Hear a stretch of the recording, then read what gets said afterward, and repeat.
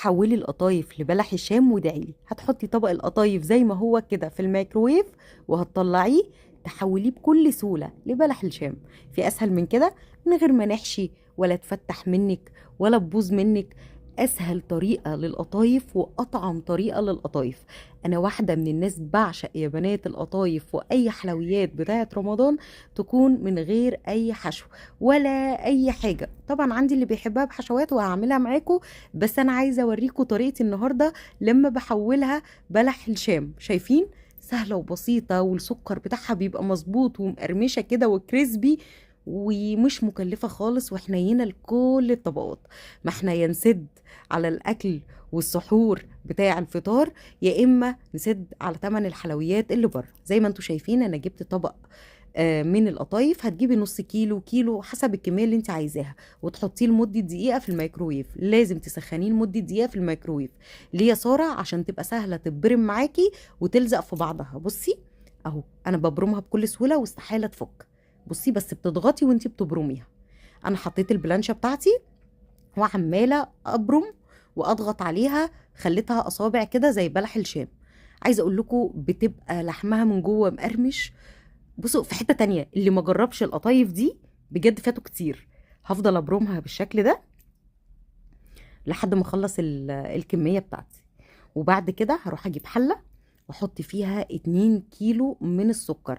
انا بحب اعمل الشربات او السيرب بتاع الحلويات واحطه في التلاجة. هجيب حلة واحط فيها 2 كيلو من السكر، والحلة دي انا مش بغيرها طول شهر رمضان عشان الحلويات طعمها ما يكرفش. يعني تفضل دي بيتعمل فيها الشربات او السيرب، لان خدوا بالكم الجرانيت والسيراميك بيكرف. هحط كيسين سكر وهحط عليهم كيسين من الفانيليا، ودي مقادير خديها واعتمديها عليهم. لتر ميه. كيس السكر بياخد نص لتر ميه. لو انت هتحطي كيلو سكر بتحطي نص الكميه ميه.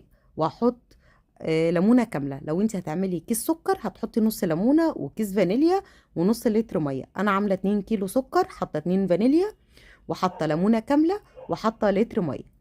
هجيب طاسه واحط فيها زيت بيغلي ويكون زيت لسه محطوط من الازازه. وطاسه الزيت دي تحتفظي بيها طول شهر رمضان للحاجات الحلوه. زي ما انت شايفه اوعي تقلبي. اول لما تحسي ان هي خلاص اتحمرت وبقت كريسبي كده ومقرمشه هتقومي مقلبه وهتبداي تطلعي في مصفى.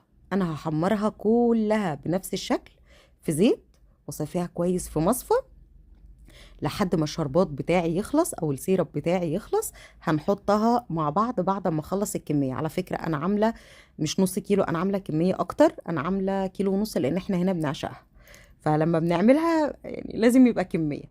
هحط باقي الكميه من القطايف وهفضل احمر فيها يكون الشربات بتاعي استوى. انا حطها على النار معاكم اهو. والشربات لازم يبقى ولا تقيل ولا خفيف، الوسط. عارفين انتوا الوسط اهو بالشكل ده كده. انا هقفل عليه اهو. ده كده القوام اللي انا عايزاه. هجيب بوله وانزل بالقطايف اللي انا حمرتها وهنزل بالسيرب وهنزل بالشربات سخن بيغلي كده. وما تخافيش مش هيطريها عشان احنا برمينها كويس جدا ولافين لحمها جوه بعض. ولما اتحمرت كويس جدا فمش هتطرى معاكي خالص. وهتشوفيها في الاخر هتبقى عامله ازاي.